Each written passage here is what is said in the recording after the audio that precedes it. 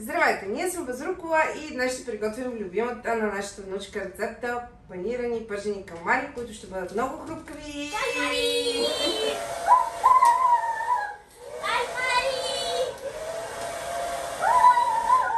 Аз много обичам калмари! Искаш ли да се научиш как се готвят? Да, искам. Така както ги поднасят в ресторанта.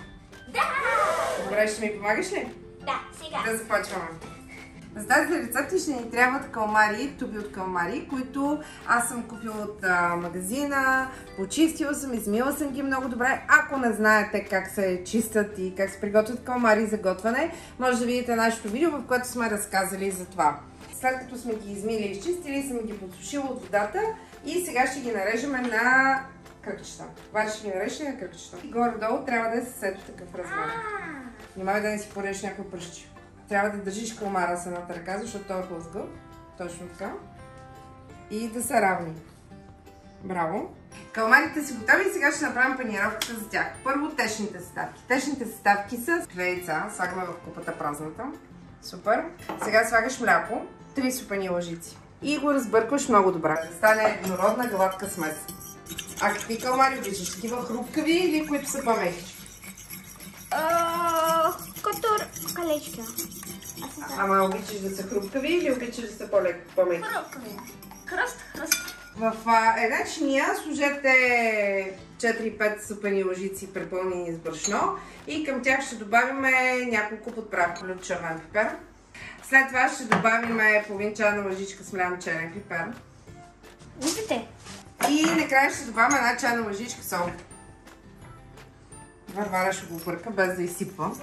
Много добре. Всичките подправки да се разбъркат идеално. И в третата купа ще сложим галета. Аз ще използвам панко, защото имам панко. Първо слагаме чинията с калмарите. След това чинията с брашното. След това чинията с яйцата. И накрая чинията с сухарите, с панкото. Всичките калмари ще ги приготвим предварително и ще ги пържим наведнъж. Това е много важна стъпка, защото когато предстоят съвсем леко в панировката, те успяват да станат по-хрупкави. Първо потапаме калмара хубаво в брашно и го отупваме. Много хубаво. Целият калмар. От всякъде отвън, отвътре. Браво. Сега много хубаво го изтупай. Изтупай брашното от него. Точно така. Сега го слагаме в яйцето. От всички страни. И накрая го слагаме в панкото. Тук не пипети, за да не ви се много бързо да не ви се увлажни панкото. Хубаво е или друг човек, или просто го правите с другата ръка. И ги подреждаме в една чиния, готови за печене.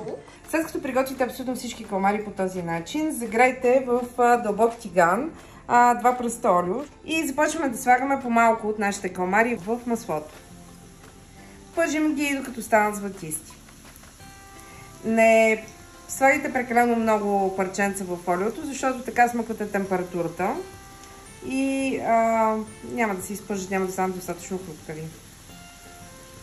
Може да направите един вкусен сос. Слагате 1-2 супени лъжици майонеза. Аз не ядем много голямо количество майонеза, затова винаги я размесваме с 1 супена лъжица кисело мляко. Изсипвате приблизително сокът от половин лимон. И сега добавяме 2 скилитки чесън, които ще пресолваме вътре в соса.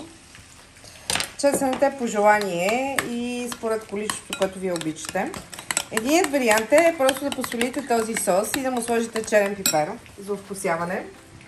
А другият вариант, който аз доста често правя, е да добавя една ситно нарязана кисела краставичка, защото така той става по-пикантен и още по-вкусен и изключително много се съчетава с калмарите. Аз се нарязвам просто на много ситно и я добавям към соса. Разбъркайте добре. Опитайте как е на вкус, по-специално на сол, и ако не е достатъчно соляно за вас, можете да посолите. Това е нашият сос за калмари готов. Както виждате, ако изпълните нашата рецепта, можете да направите най-вкусните и хрупкави калмари в света. Не се готвят трудно, ние ги направихме с Варвара. Варя, ще ги опиташ ли сега да кажеш как са на вкус? Соусъм? Със сос. Хрупкави ли са?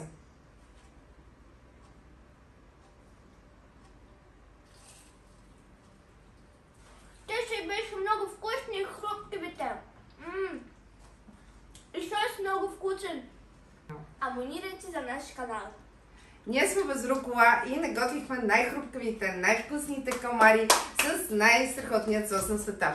Децата ги харесват, възрастните също. Надяваме се това видео да ви е било интересно. Ако това е така, не забравяйте да се абонирате за нашия канал, защото с Варя ще готвим още страхотни рецепти. Варя!